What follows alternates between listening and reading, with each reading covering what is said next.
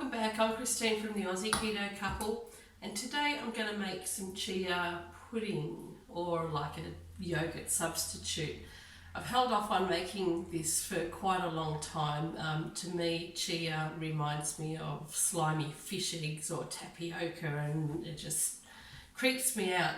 So it took me quite a long time to pluck up the courage to make this and then even to eat it, but trust me, it's really, really delicious. Keeps you really full as well, and super quick to make. So let's get started.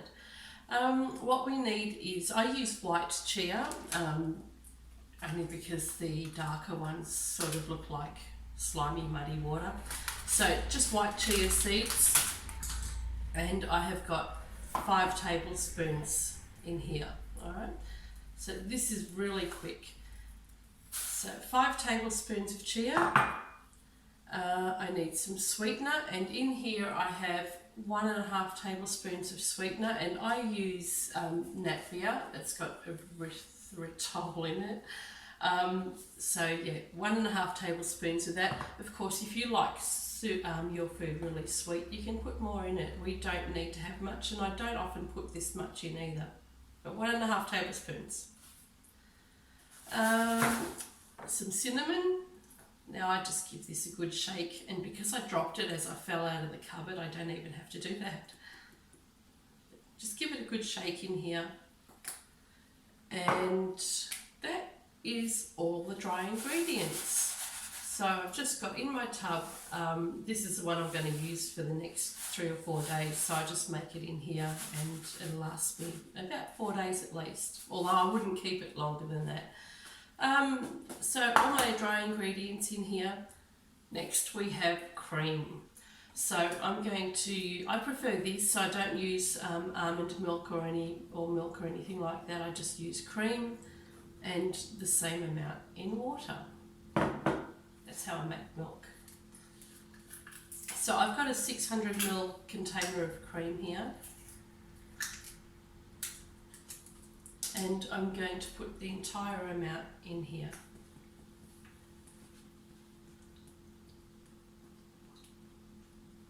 This is just the right amount to fit into this container without it exploding. So what I'll do now is use the same amount in water.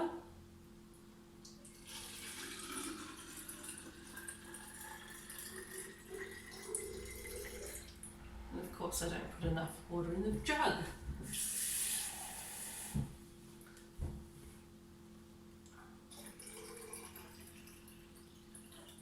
And still not.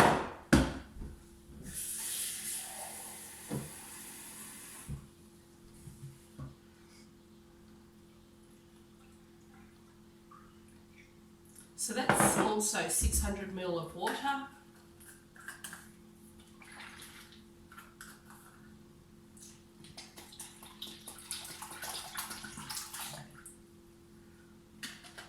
And just stir it through.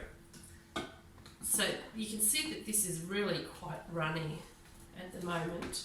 You want to mix all the chia through so that it's all nice and wet. And over the next couple of hours I'll stir it a few times just so that it doesn't go lumpy. But I'm also going to add some berries to this. Now you can add whatever berries you like, or any other fruit if you really want to. My favourite is raspberries. I can get those from the freezer all the time. I do have them growing in my yard, and if it's in season, I've got blueberries, strawberries and raspberries growing, so I'll use whatever's in season. But I have to say I prefer my raspberries in here. So that's all I need to do, and I have got some frozen raspberries because I ate all the ones outside, and I have measured this out already.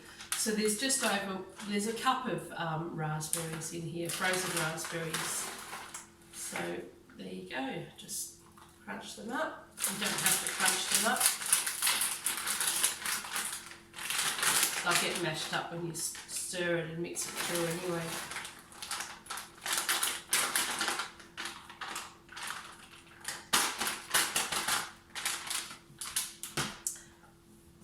And that's it. Breakfast for the next next 4 days is done. Now this will feed Chris and myself, so essentially it'll do 8 breakfasts. We have quite a bit large breakfast, but yeah, you'll certainly be able to stretch this a lot further than the 8. So just keep stirring that through every now and then to make sure you don't get any lumpy bits in there. It'll thicken up quite a lot. So this is ready to eat, well, after a couple of hours, but I'll leave it until tomorrow morning when we have our next chia breakfast.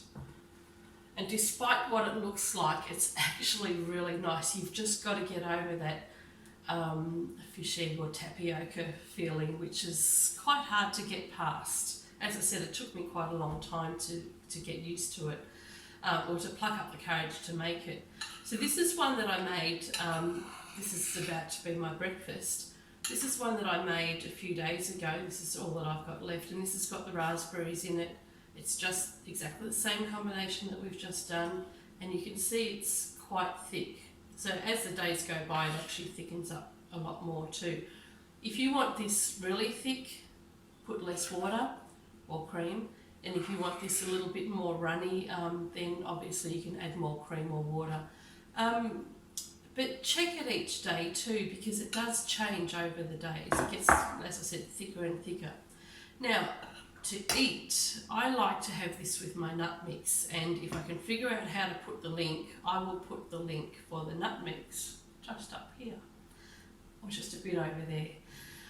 So the link for the nut mix will be up in the corner if I can figure out how to do it. And the other option you could do is just, if you like sugar and cinnamon mixed together, you can use your sweetener rather than a real sugar. So you can just get some sweetener and sprinkle some cinnamon on top of that. We used to have sugar and cinnamon sprinkled over the top of our breakfast when we were kids.